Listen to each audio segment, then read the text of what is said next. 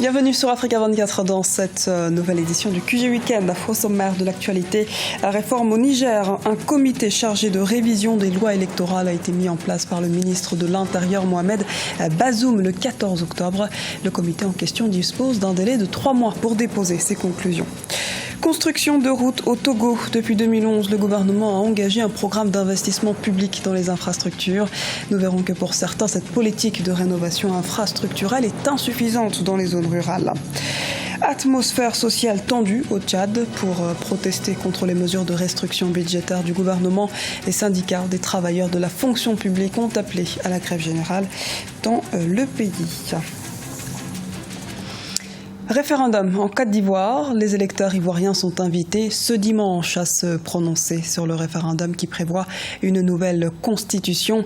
Quelques 20 000 bureaux de vote ont ouvert leurs portes afin d'accueillir les 6,31 millions d'électeurs attendus pour ce scrutin. Près de 30 000 soldats des forces républicaines de Côte d'Ivoire ont été déployés sur l'ensemble du territoire national pour la sécurisation de cette consultation nationale. Notons que le projet prend notamment en compte la création d'un poste de vice-président d'un Sénat et constitutionnalisation de la Chambre des rois et chefs traditionnels. Révision de la loi électorale au Niger. Un comité a été mis en place le 14 octobre 2016 par le ministère de l'Intérieur afin de revoir certaines dispositions de ces lois. L'ambition est ici d'harmoniser les textes électoraux. Pour autant, cette décision suscite beaucoup d'interrogations au sein de la classe politique et de la société civile. Reportage de Sadou Alizé Mokhtar, notre correspondant au Niger. Les lois électorales en passe d'être révisées au Niger.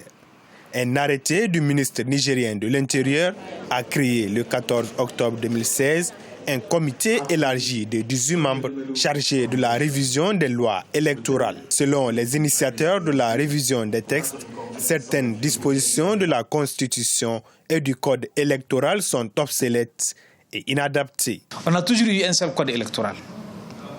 Parce que dans la Constitution, il est dit que les élections sont régies. Les élections, de façon globale, sont régies par une loi organique. Et on fait une loi organique qui est le code électoral. Alors aujourd'hui, le comité doit réviser certaines dispositions de la Constitution pour qu'au finish, qu'on ait une seule loi électorale qui va être le code électoral. Et il suffit juste de dire que les élections, qu'elles soient présidentielles, législatives ou locales, il suffit juste de dire qu'elles sont régies par une loi organique. Ce comité a comme mission principale la révision de certains textes se rapportant à l'organisation des élections au Niger, dont entre autres la Constitution, la loi organique relative à la Commission électorale nationale indépendante CENI, ainsi que celle portant régime général des élections présidentielles, locales et référendaires seront aussi revues. Certains observateurs de la scène politique nigérienne estiment que ce processus ne vise qu'à faire passer le pays d'un régime semi-présidentiel à un régime présidentiel. Dans pratiquement tous les pays où les socialistes sont au pouvoir, quand vous prenez le cas de la Côte d'Ivoire, la Constitution est en train d'être révisée. Quand vous prenez le cas du Sénégal, quand vous prenez le cas du Congo, etc., le Niger ne se soustrait pas à cette logique-là. On comprend bien la volonté de nos chefs d'État à vouloir triturer les constitutions. Et au Niger, d'ailleurs, les signaux étaient donnés lorsque le président de la République a fait sa main tendue avec le MNSD Nassara. L'opposition parlementaire qui devait être représentée dans ce comité par 2 personnes a, elle, décidé de ne pas participer. On note aussi l'absence de la société civile et des partis politiques non affiliés dans ce processus de révision des lois électorales au Niger. Modernisation des infrastructures routières au Togo. Ce pays d'Afrique de l'Ouest a lancé depuis 2011 une politique des grands travaux qui a permis de construire et de réhabiliter plusieurs routes du pays. Néanmoins, pour certains, ces projets ne semblent pas suffisamment prendre en compte les pistes rurales qui constituent en réalité la majeure partie du réseau routier. Idelacte Mirabel Bissou. Le Togo estime en 2016 un peu plus de 6 600 km de pistes rurales qui ont connu des aménagements. Ces infrastructures routières entrent dans le cadre de la politique des grands travaux qui a permis de construire et de réhabiliter plusieurs routes dans la capitale Lomé et à l'intérieur du pays depuis 2011. Aujourd'hui, ces pistes rurales représentent la grande partie du réseau routier et permettent aux populations d'écouler leurs produits agricoles. Si certains villages ont jusqu'ici bénéficié de cette politique de rénovation infrastructurelle de l'État, d'autres zones rurales restent enclavées et souffrent toujours pour écouler leurs denrées. Pendant la saison pluvieuse, les routes ne sont pas bonnes. Les motos ni les véhicules ne circulent plus. Les routes sont inondées pendant la saison pluvieuse et créent des accidents aux véhicules qui tentent de transporter les marchandises pendant cette saison. Les autorités nous avaient promis des choses en période électorale, mais elles ne sont plus revenues.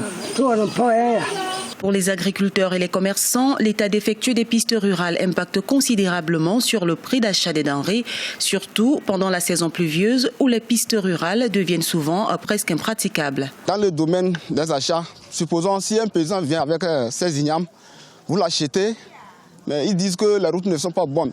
Au lieu de vendre à un prix pour que tu puisses revendre, tu n'as pas les moyens, ils n'acceptent pas. On n'a pas de route. Supposons si on prend le village de Manga, là c'est encore mieux. Là vous allez prendre la route, elle est un peu bonne. Mais avant d'y rentrer dans d'autres villages un peu plus loin que Manga, là ça ne va pas du tout. En 2015, plus de 11 milliards de francs CFA ont été alloués aux infrastructures routières au Togo. En 2016, sur le budget de l'État qui s'élève à 1002,2 milliards de francs CFA, les autorités ont consacré 15 milliards pour l'entretien du réseau routier. Pourtant, ces efforts de financement de l'État ne comblent pas toujours les besoins ressentis dans ce secteur. Le gouvernement veut revoir à la hausse les financements du secteur routier. Pour ce faire, il envisage de faire recours aux prêts et aux partenariats publics-privés. Les travailleurs tchadiens de la fonction publique sont en grève depuis ce mercredi 26 octobre. Ils revendiquent le paiement des arriérés de salaires et de primes. Le service de la santé est le plus affecté. Les hôpitaux et les centres de santé publics sont fermés. Reportage de Mahamat Ramadan, notre correspondant au Tchad. Commentaire Birama Saonera. Au Tchad, le bras de fer entre les syndicats et le gouvernement a des conséquences sur la population. Comme la plupart des services publics, les hôpitaux et les centres de santé du pays sont fermés depuis 3 jours à cause de la grève initiée par les partenaires sociaux. Ces derniers revendiquent le paiement des arriérés des salaires, des primes et des meilleures conditions de travail. Bon, puisque le gouvernement ne réagit pas, nous n'allons pas continuer avec le service minimum. Pourquoi? Parce que nos camarades qui observent le service minimum n'ont rien à manger. Puisqu'ils n'ont rien à manger à la maison. Et à l'hôpital, ils passent, je donne l'exemple de l'hôpital, ils passent toutes les nuits à soigner, ils sont debout toute la journée quand ils sont en service minimum, mais ça, sans avoir quelque chose à mettre sous la dent. Eux-mêmes sont dans des conditions physiquement déplorables. Ils ont commencé à nous dire que ça ne peut pas aller comme ça.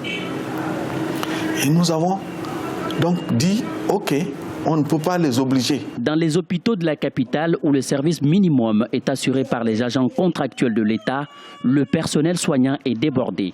Selon les témoignages des patients dans les centres de santé, seuls les cas d'accouchement sont pris en charge. Devant l'hôpital, la mère et l'enfant, un de mes amis était là avec sa femme, qui est en plein travail. Puisqu'il faut attendre, suivre le rang. Mais attends, on ne sait pas laquelle qui va accoucher premièrement, laquelle qui aura vraiment besoin d'une urgence. Et j'ai vu vraiment la souffrance aux yeux des femmes qui étaient là. Et même mon ami qui était à côté, parce qu'il n'était plus en lui. Donc franchement, il faudrait qu'il y ait une entente avec le corps soignant. C'est vrai, nous sommes en période difficile.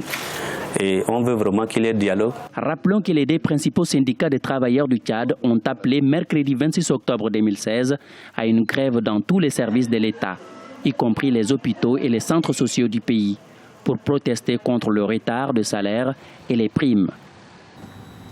En Guinée, le dédommagement des victimes de pillage lors de manifestations politiques fait débat.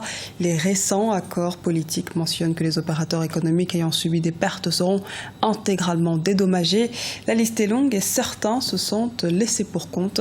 Reportage d'Emmanuel Milimono, notre correspondant en Guinée. Les participants au dialogue politique interguinéen d'octobre 2016 sont convenus du dédommagement des victimes de manifestations politiques. Un offre de soulagement, notamment pour les opérateurs économiques du pays, dont les boutiques et commerces ont été vandalisés et brûlés par des manifestants. Les préjudices s'élèvent à plusieurs dizaines de milliards de francs guinéens. Certains commerçants ont même été obligés de fermer commerce. Nous avons fait des recensements en 2013. Nous avons à l'époque pris aux alentours de 46 milliards 700 millions. Mais il y avait d'autres victimes qui avaient des immeubles qu'on ne pouvait pas en ce moment évaluer. Parce que ces immeubles qui ont été brûlés, les magasins qui se trouvent au rez-de-chaussée, qui ont été brûlés, nous n'avions pas les moyens de faire l'évaluation parce que ça demandait une expertise très approfondie. Seulement, depuis l'annonce de cette mesure dans les conclusions de l'accord politique signé le 12 octobre 2016, des voix se sont élevées dans le pays pour crier à l'injustice. Parmi elles, des entrepreneurs ayant subi des dommages et dont les préjudices n'ont pas été pris en compte.